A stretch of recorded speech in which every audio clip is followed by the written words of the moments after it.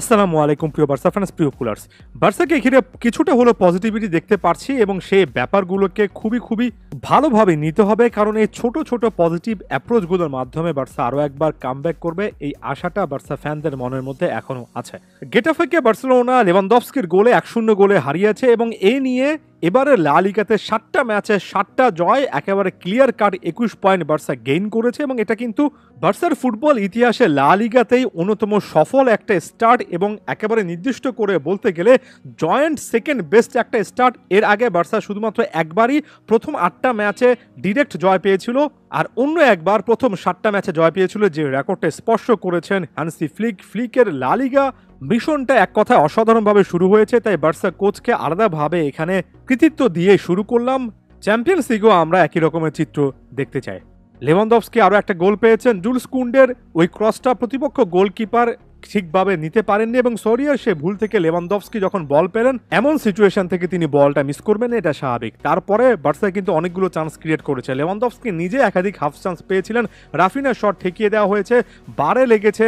এ ম্যাচেও আলো ছড়ানো লামিন ইয়ামালের দুর্দান্ত একটা শট এরিক গার্সিয়া একেবারে ট্যাপ ইন সিচুয়েশনে মিস করেছেন। তবে একই সঙ্গে প্রতিপক্ষ কিন্তু বেশ কয়েকটা সুযোগ তৈরি করেছিল। একেবারে শেষের দিকে এসে প্রতিপক্ষ নাম্বার 9 যে মিসটা করেছেন ইনজুরি টাইমে, অভাবনীয় একটা মিস ছিল, স্কোর লাইনটা 1-1 হতে পারত। তবে আলাদা করে এ ম্যাচে 1-0 গোলের এই জয়টাকে আমি পজিটিভলি নিচ্ছি, কারণ এমন টাইপের জয় আপনার অনেক বেশি দরকারি। এই লাকটাও আপনার ফেভার করা দরকার যখন আপনি লা লিগার মতো একটা ট্রফি জিততে চাইবেন। এই 1-0 জয়গুলো সত্যিকার অর্থে অনেক ক্রুশাল হয়।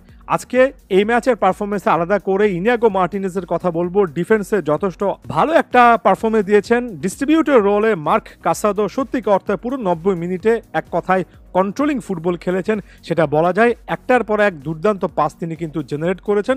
ফাইনাল থার্ডেও 9-9টা বল কিন্তু দিতে পেরেছিলেন। বরাবর মতো লামিন ইয়ামাল, রাফিনারা সুপার অ্যাক্টিভ পারফরমেন্স দিয়েছেন। লেভানডফস্কি সুযোগের সদ্ব্যবহার করেছেন।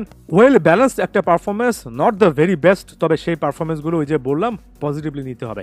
এরপর যে জিনিসটা সবচেয়ে বড় খবর, সেটা হচ্ছে বার্সার গোলকিপার হিসেবে আসছেন জুভেন্টাসের সাবেক গোলকিপার ভয়চিক স্ট্যান্সনে, যাকে আমরা শেজনি নামেও চিনে থাকি, এবং এই গোলকিপারটা রীতিমতো অবসর ভেঙে বার্সার জন্য আসছেন এবং বার্সাতে টের স্টেগেনের দায়িত্বটা নেবেন। এখন পর্যন্ত মেডিকেল টেস্টের জন্য অপেক্ষা আছে। ফ্যাব্রিজো রোমানো যে জিনিসটা জানিয়েছেন, সব মিলিয়ে বেশ ভালো একটা খবর। প্রথমত এই জিনিসটাকে আমি অনেক ভালো বলছি, কারণ শেজনে নিজে কিন্তু খেলার মধ্যে ছিলেন। 34 বছর বয়স গোলকিপারদের জন্য অতিরিক্ত কোনো বয়স সীমা নয়, এবং নিজেও যেহেতু জুভেন্টাসের জার্সিতে গত সিজনে 35টার মতো ম্যাচ খেলেছিলেন, যেটা আমি সর্বশেষ ভিডিওতে বারবার করে বলেছি। আপনার শুধুমাত্র নাম দেখলে হবে না, একই সঙ্গে বর্তমান সময়ে কোন প্লেয়ারটা খেলার মধ্যে রয়েছেন এবং কোন গোলকিপারটা সত্যিকার অর্থে ফর্মে আছেন এবং তার ওভারঅল ফিটনেস তাকে অ্যালাউ করবে এতটা হাই ভোল্টেজ একের পর এক ম্যাচ খেলতে, সেই টাইপের গোলকিপারকে দরকার।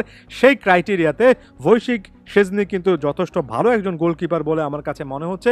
এমনকি কেইলোর নাভাস কিংবা ক্লাউদিও ব্রাভোর মতো গোলকিপারের পাশে শেজনিকে রেখে শেজনিকে যদি অনেকে এগিয়ে রাখেন, আমি সে লজিকটা বুঝি, এবং এখানে বার্সার জন্য এক্সপেরিয়েন্সড একটা গোলকিপার হিসেবে শেজনি খুবই ভালো একটা অপশন হতে পারেন।